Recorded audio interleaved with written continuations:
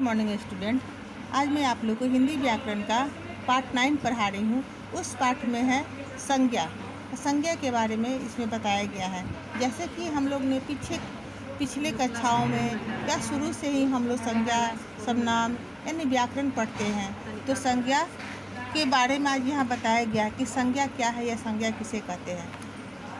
संज्ञा किसी वस्तु, प्राणी, स्थान अथवा भाव के नाम को बोध कराने वाले शब्द को हम कहते हैं। जैसे कि भारत की राजधानी दिल्ली है, सेब में मिठास है, आगरा में बनी इमारत ताजमहल बहुत खूबसूरत है। यहाँ भारत, दिल्ली, सेब और मिठास और आगरा ये सब संज्ञा है। यहाँ पर स्थान, प्राणी, वस्तु या भाव के नाम को बोध कराया गया है। अब आता है कि संज्ञा के हम कैसे पहचानते हैं कि संज्ञा है। तो यहाँ पर बताया गया संज्ञा शब्दों की पहचान। संज्ञा शब्द जो होते हैं वो दो तरह के होते हैं। जैसे कुछ संज्ञा प्राणीवाचक होते हैं और कुछ संज्ञा अप्राणीवाचक होते हैं। जैसे शेर, मोहन, तोता ये शब्द संज्ञा प्राणीवाचक हैं। और इसके अतिरिक्त जैसे घड़ी, पुस्तक, घर, पर्वत ये अप्राणीवाचक संज्ञा है। तो इससे हम संज्ञा के आराम से पहचान कर सकते हैं। अब आता है संज्ञा के भेद। यहाँ पर आप लोगों को संज्ञा के 3 भेद बताए गए हैं। पहला व्यक्तिवाचक, दूसरा जातिवाचक, तीसरा भाववाचक। अब हम एक एक करके इन भेदों को देखेंगे। पहला है व्यक्तिवाचक संज्ञा।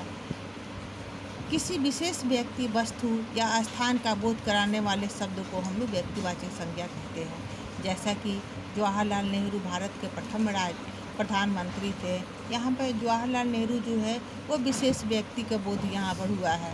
तुलसीदास ने रामचरितमानस का रचना किया था, तो इसमें तुलसीदास और रामचरितमानस को दिखाया गया क्योंकि विशेष है। कुतुब मीनार दिल्ली में है, तो इसमें कुतुब मीनार जो है वो विशेष है, दिखाया गया। अब हम पढ़ते हैं जातिवाचक संज्ञा का। जिस शब्द से वस्तुओं अथवा प्राणियों की संपूर्ण जाति का बोध होता है उसे हम जातिवाचक संज्ञा कहते हैं। जैसे कि दिया है, सैनिक देश की सीमाओं की रक्षा करता है। या उदाहरण में बताया गया कि सैनिक देश की सीमा का रक्षा करता है।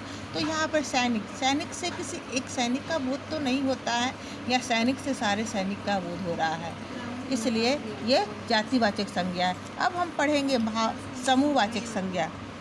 नहीं, अब हम पढ़ेंगे भाववाचक संज्ञा।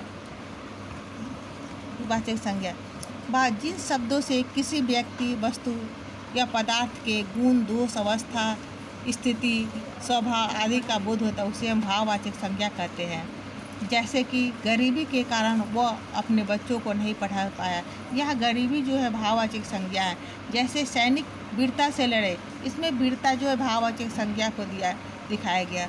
अब इन संज्ञाओं के अतिरिक्त 2 और संज्ञाओं का बोध कराया गया है जो है द्रव्यवाचक और समूहवाचक। अब हम द्रव्यवाचक संज्ञा के बारे में जानेंगे कि द्रव्यवाचक संज्ञा क्या है। तो जिन संज्ञा शब्दों से किसी द्रव्य या पदार्थ आदि का बोध होता है उसे हम द्रव्यवाचक संज्ञा कहते हैं। जैसे कि सुमन ने सोने की अंगूठी खरीदी, तो इसमें सोने जो है द्रव्य है। और विनीत प्लास्टिक की कुर्सी पर बैठा है, प्लास्टिक जो है द्रव्य, प्लास्टिक जो है पदार्थ है, इसमें बोध का समूहवाचक। जो संज्ञा शब्द किसी समुदाय या समूह का बोध कराते हैं उसे समूहवाचक संज्ञा के नाम से जानते हैं। जैसे कि कक्षा में बैठकर पढ़ रहे हैं, यह कक्षा शब्द जो है समूहवाचक संज्ञा है। मैदान में भीड़ लगा है, यहाँ भीड़ जो है समूहवाचक संज्ञा के बताया गया है।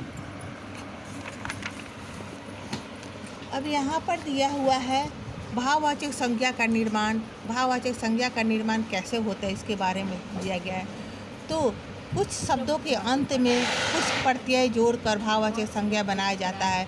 जैसे लाल में ईमा लगा देंगे तो लालिमा बन जाता है। कवि में तो लगा देंगे तो कवि तो, बच्चा में पन लगा देंगे तो बचपन, बूढ़ा में आई लगा देंगे तो बुराई हो जाता है। उसी तरह से भाववाचक संज्ञाओं का निर्माण 4 प्रकार के शब्दों से किया जाता है। जैसे पहला जातिवाचक संज्ञा से, सर्वनाम से, विशेषण से, क्रिया से और अवयवों से किया जाता है। तो यहाँ पर दिखाया गया जातिवाचक संज्ञा से भाववाचक संज्ञा का कैसे बनता है उसको दिखाया गया है। जैसे मनुष्य में ता जोड़ देंगे तो यह मनुष्यता हो जाता है। उसी तरह सज्जन में ता जोड़ देंगे सज्जनता हो जाता है। अब यहाँ पर दिखाया गया है सर्वनाम शब्दों से भाववाचक संज्ञा कैसे बनता है। जैसे अहं में कार जोड़ देंगे तो अहंकार बन गया। उसी तरह से बहुत सारे हैं। अब यहाँ पर है विशेषण। विशेषण शब्दों से भाववाचक संज्ञा का निर्माण कैसे हो। चालाक में की जोड़ते हैं तो यहाँ पर चालाकी हो गया है। यहाँ पर बहुत सारे शब्द दिखाए गए हैं। उसी तरह से आप क्रिया शब्दों से भाववाचक संज्ञाओं का निर्माण, जैसे कामना में आई की मात्रा जोड़ेंगे तो कमाई हो गया। उसी तरह अवयव शब्दों में भाववाचक संज्ञा का निर्माण, जैसे ऊपर में आई की मात्रा जोड़ेंगे तो ऊपरी हो जाता है। नीचे में जैसे नीचे से निचला बना। तो ये सब बहुत सारे नियम हैं भाववाचक संज्ञा बनाने के, जो कि आपको बुक में दिया हुआ, किताब में दिया हुआ। इसे आप लोग अपने से पढ़ेंगे भी और इस पाठ को पढ़ेंगे और इसका प्रश्न उत्तर आप लोग बनाएंगे कॉपी में। Thank you.